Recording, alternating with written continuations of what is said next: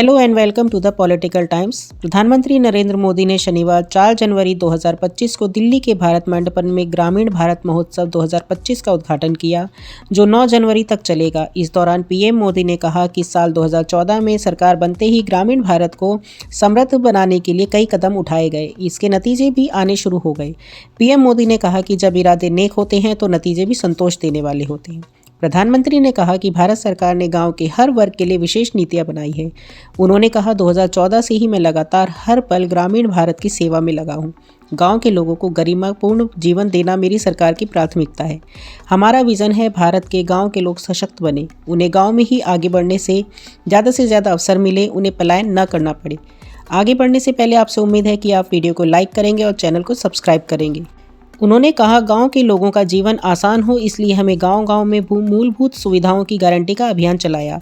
अभी 2-3 दिन पहले ही कैबिनेट ने पीएम बीमा फसल योजना को 1 वर्ष अधिक तक जारी रखने की मंजूरी दी है।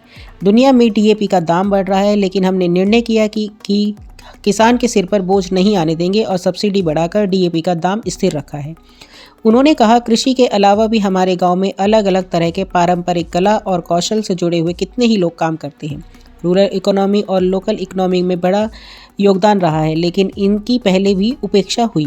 अब हम उनके लिए पीएम विश्वकर्मा योजना चला रहे हैं। ये योजना देश के लाखों विश्वकर्मा साथियों को आगे बढ़ने का मौका दे रही है। पिछड़े और दलित समाज की समस्याओं को लेकर पीएम मोदी ने कहा, पहले की सरकारों ने एससी, एसटी, ओबीसी की आवश्यकताओं की ओर ध्यान नहीं दिया। गांव से पलायन होता रहा, गरीबी बढ़ती रही, गांव और शहर के बीच की खाई बढ़ती रही। जिन्हें किसी ने नहीं पूछा, उन्हें मोदी ने पूछा है। जो इलाके दशकों से विकास से वंचित थे, अब उन्हें बराबरी का हक मिल रहा।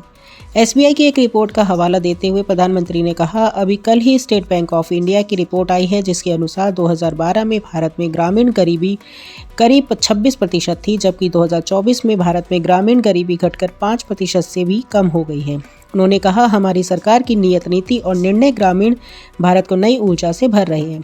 आपके इसके बारे में क्या विचार है, कमेंट में ज़रूर बताएं और लाइक, सब्सक्राइब और शेयर करना ना भूलें। Bye, take care.